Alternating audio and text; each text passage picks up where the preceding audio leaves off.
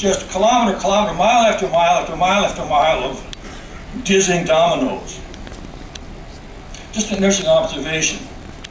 The other observation I want to share with you is seeing people in Punta del Este, seeing people in Buenos Aires, going through the countryside yesterday,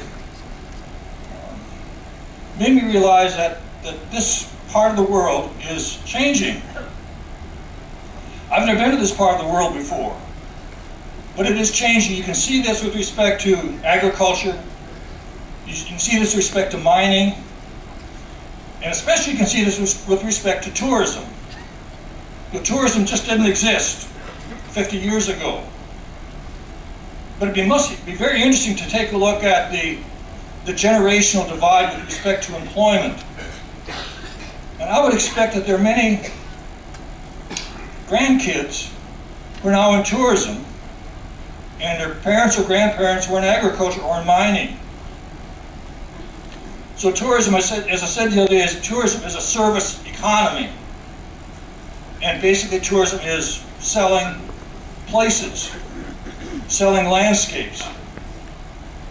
And it made me realize that this is a part of the country that's changing, but also you could use that same reasoning and looking at places that you're from. Agriculture is on the demise in most of the world. I think in the US probably about 3% of the labor force is in agriculture. Previous generations were in agriculture. Most people are going into some kind of a service. It could be tourism, it could be recreation, it could be leisure, it could be banking, it could be finance, it could be planning, it could be education, it could be instruction, whatever it may be, transportation, communication, all those are services. And I just thought of a book that you might want to write down the title and read it sometime. The title of the book is The Past is a Foreign Country. The Past is a Foreign Country. It's by David Lowenthal, a good friend of mine, died last year, very sad when he died. Lived to be in his mid-90s and is productive until the end. But think about that title. The past is a foreign country. What he was talking about was nostalgia. And what he was talking about was how, looking backwards and looking forwards, there's some bad things you want to think about, you don't want to repeat, but also some challenges.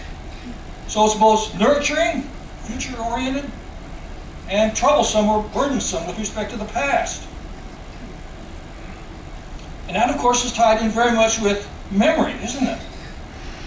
And geography being a discipline concerned with places and landscapes and regions and environments also deals a lot with memory. And just thinking about that about a bit more is think how that boundary of mapping past and present and future, how that is of interest to many people in many different disciplines. You know, there are many events on this cruise ship for 2 weeks. Some of those are science-oriented, some of those are leisure-oriented, some of those are art-oriented. So it's a mix of all kinds of music, art, theater, drama, dancing, as well as a serious side, which could be looking at science. And both of them have places in looking at what's going on and why what's going on. There's another geographer, I'll just give you her name, Doreen Massey, a British geographer, wrote a book probably 20 years ago called Geography Matters. Geography Matters. It's a good title, isn't it?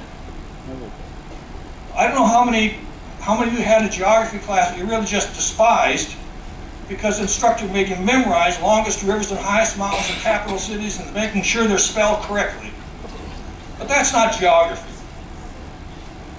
Geography is basically concerned with places and landscapes and environments and regions. So place matters. I could ask each one of you to write a paragraph about your hometown. That would be a place, wouldn't it? Or the region you were brought up.